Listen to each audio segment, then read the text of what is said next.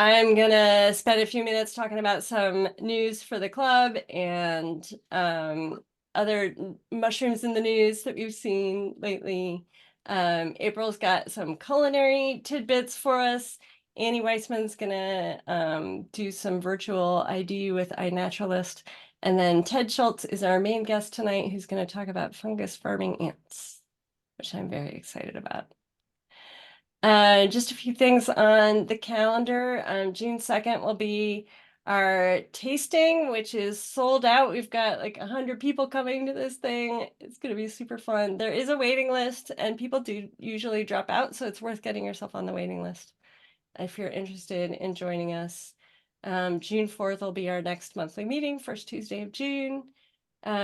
And then save the date also for July 28th. We've got scheduled to have a picnic out at Carter Rock this year.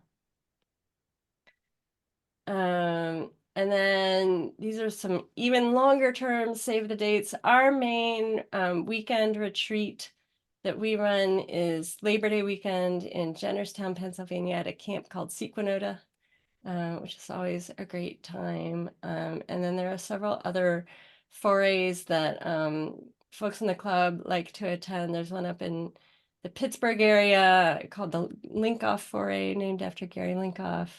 The NEMF Foray this year is going to be up on Cape Cod. And the NAMA Foray, the North American Mycological Association, is out in the Mount Rainier area this year at the end of October. Oops, I guess that's all my club news, although this is sort of overlapping fungi, the news, and club news. Someone shared with us, there's a forthcoming publication. This was on ResearchGate, sort of in a pre-print situation, but scheduled to come out at the end of the year. Some folks have named a couple of new Macrolepiota species. But the link to our club is that they listed out several observations that they're using that they're sort of lumping into the new species Macrolepiota macilenta. And one of them was one of the mushrooms that our DNA group collected and sequenced. So you see John Harper's name here in the publication as one of the observations and DNA sequences that they are using to help define what this species is. So that's our first new species coming out of some of that DNA work. So that's exciting. Cool. Some other local news. There's a new mushroom farm starting in Southeast DC called Eightfold Farm. They're doing this indoor setup in, I think, basically a trailer in the Berry Farm area, I think, of Southeast DC. So we may reach out and see if we can get someone from the farm to talk to us, or maybe we could even go check it out at some point. But the guy who's starting it is very interested in the idea of food deserts and sort of expanding access to food by actually growing it in Southeast DC. So that'll be something fun to watch over the next few years as that develops. Some of you will remember a talk that we had a few years ago when the periodic cicadas were out here in DC. One of the speakers that back in 2021 was Matt Casson, who's at West Virginia University. And I started following him on social media after that presentation because I thought it was really fun. He's a great follow. But he just posted these videos from this year's brood, which is not exactly in the DC area. It's sort of up the coast of Virginia, up into southern Maryland, but mostly in the Midwest. But he found a really good example of a cicada that's got the fungus that sort of starts eating the back of the abdomen of the cicada and releases its spores as the cicada remains alive, flies around, releases the spores as it's flying around. And he had this example of one that was still alive, but like its whole butt has been eaten off by this fungus. I just thought that was a fun refresher on a presentation from a few years ago.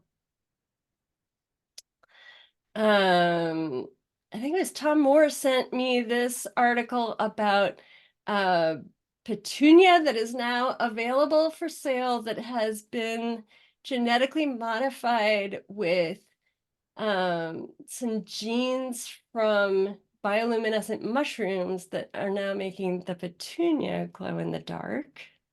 Uh, NPR did a story about it back at the beginning of April. So you can find that if you are interested in more on bioluminescent petunias.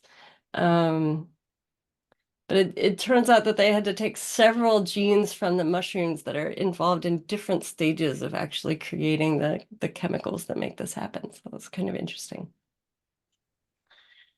And there have been multiple stories, I think all spinning off of this one BBC story about bioremediation recently. This one sort of, as the jumping off point, has sort of deteriorating housing in Cleveland that's being torn down. They take all the bits of the houses and make them into a substrate for fungi, which then they're turning into new building materials by using the mycelium as to form these bricks.